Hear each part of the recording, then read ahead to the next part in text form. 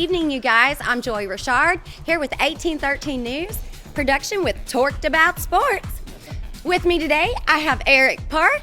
Good evening. And DC. So we want to start about Super Bowl 55 in 7 days. It is right around the corner. So we'll get some good insights tonight and tell you all about the stats, predictions, and how the crazy COVID year has came about. Come down to Crazy Cajun tonight where the crawfish is boiling, 2310 North 11th Street. So now let's get to it. The quarterbacks. You've got Tom Brady, 43 years old, gonna be a future Hall of Famer. We all know that. Can he get his 7th ring? But then you have Patrick Mahomes, who's only 25, and he was in diapers when Tom Brady just started out his career. A lot of questions being asked about what's going to happen with Brady. You know, he's entering his 10th Super Bowl, which is an NFL record. He's got 6 already. He's won. You know, the man's a legend. He's a GOAT. Having a little bit of difficulty last couple of games as far as turning the ball over. He had 3 interceptions against the Packers last week. He cannot do that this week. You know, they've been really taking advantage of the turnovers that their defense has been creating and turning them into touchdowns. That's the reason they're in the Super Bowl now. But he's going up against that youngster, that gunslinger, and Patrick Mahomes. Patrick Mahomes, a young man that came out of Texas Tech University and has been starstruck. He has completely just annihilated everything that's gotten in his way since he came into the league.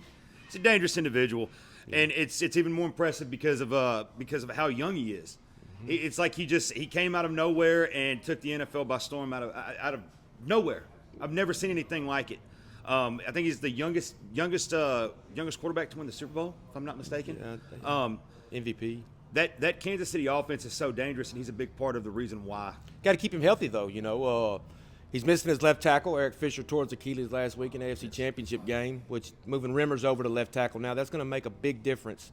Whether this Tampa Bay defense can put pressure on him with out blitzing, because you blitz Patrick Mahomes, and he's going to tear you up. He has the highest QBR in the NFL against the blitz. So they're going to have to put pressure on him with just their defensive ends, which they can do. Yes. Pierre-Paul and Barrett, Shaq Barrett, they've been putting pressure on, Aaron Rodgers, Drew Brees. They forced Drew Brees into some positions he didn't like. So that's why they're here. But Patrick Mahomes is another animal. Oh, he is. He is. He's dangerous. And it's not just Patrick Mahomes. It's what he has around him. Yes. It's what he has around him. He's got the vaunted Legion of Zoom, the fastest receiving core in the entire NFL easily. Yes. And I don't think the Buccaneers have seen anything like that receiving core. You can't knock the Tampa Bay Buccaneers receiving core either. You got Antonio. You have Mike Evans. Chris Godwin.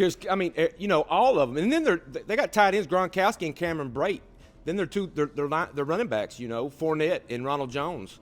Not to mention LaShawn McCoy. Yes. And their offensive line is stout. Tampa Bay's offensive line is giving Brady time to throw the ball. This could easily be a Super Bowl of who's who on each team. Yes. I mean, both of these teams are stacked offensively, specifically on offense. Yes. Yeah. Both of these quarterbacks have weapons everywhere. This could be one of the highest scoring Super Bowls I've ever seen, or anybody in the world has ever seen. I think it might be. That's why the over/under is 56.5 points in Vegas. That's a high point total, because usually you give teams 2 weeks to prepare. They're coming in prepared. They're not scoring as much. They're kind of nervous. They get off slow. Kansas City starts off slow.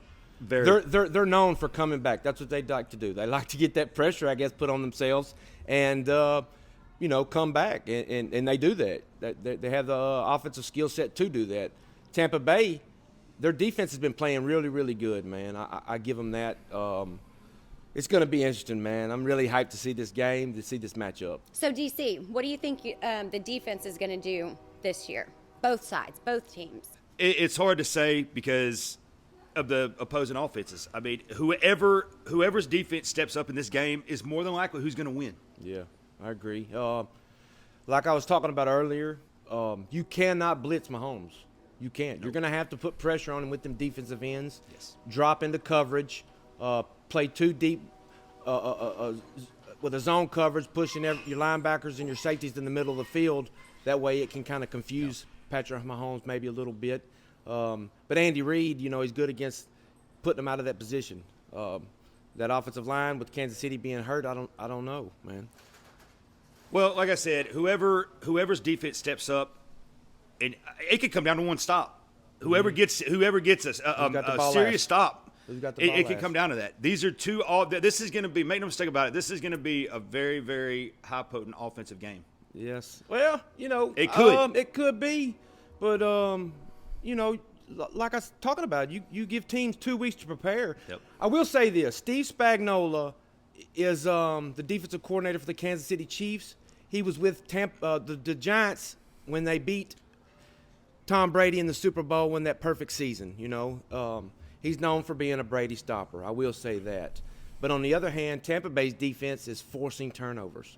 They are, I think, fourth in the league creating turnovers. And in the playoffs, I believe they're leading the league as far as creating turnovers. And they turn those turnovers into points. That's the difference with Tampa Bay. So as I mentioned about COVID earlier, this is going to be an epic game because the first game was Super Bowl I, and they had 61,000 people.